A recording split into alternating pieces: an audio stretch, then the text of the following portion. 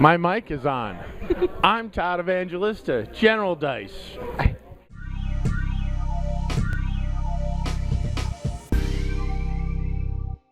Hey guys, what's going on? Welcome back to our adventure. I am Marshall Dice, known as Adam Campbell. Todd Evangelista, General Dice, and Game Master. That's right, and with our crew we have... Kat Eichard. Kaylee Eichard. Ryan Hammer. Gerardo Ortega. All right, well, Dungeon Master, Well, we have our characters. Yes, and what characters they are. What a group of characters. All right, so what we're going to do is talk about planning the adventure by using random cards. Now, first thing I'm going to do is I'm going to pull a card and see what I get off of it. Join Bewildering Prophecy, a Horrific Nightmare, and a Laboratory. I could also create some NPCs if I need to.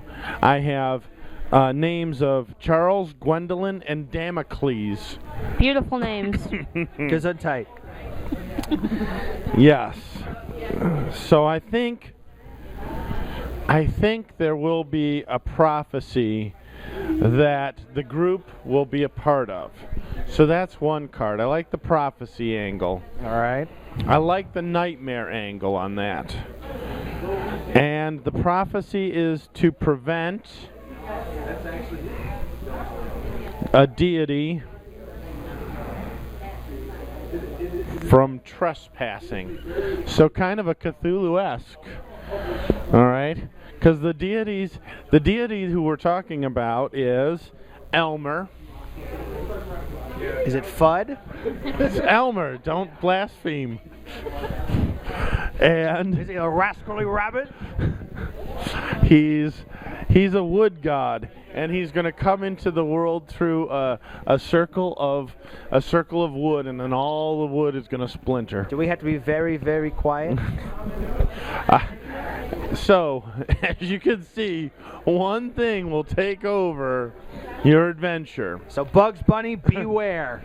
And as we go through, we might look at some of the symbols on the card. So, for instance, there's 10 symbols on the that are used, and 3 of which will be on the card. So this card, for instance, has magic, crown, and target. So I think that will be our starting point. The king is the target of a magical curse. What happened to the god? Now you'll see. All right. And we'll bring that in. The curse is from Elmer, the wood god, because he has visible wood. And we'll have the nightmare is happening to the king. Okay. And he brings in the Furious Five to try and stop Elmer, the wood god, from coming into the kingdom and destroying all their wood. All right, because that's what the cards say.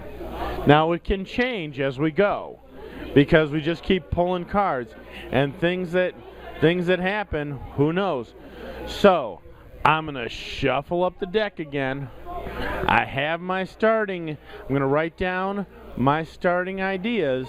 We'll start there, and here's a little hint for all of you new game masters out there. What you want to do for your players is to create a sandbox where anything can happen. Like Minecraft? Exactly.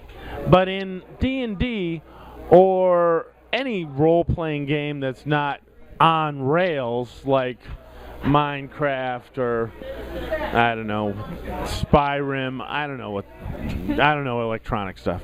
In any case, Close. when you create Close enough. Munch and Mud and I don't know what they are. In any case, when you create this sandbox for the people, your players will then, they can do anything.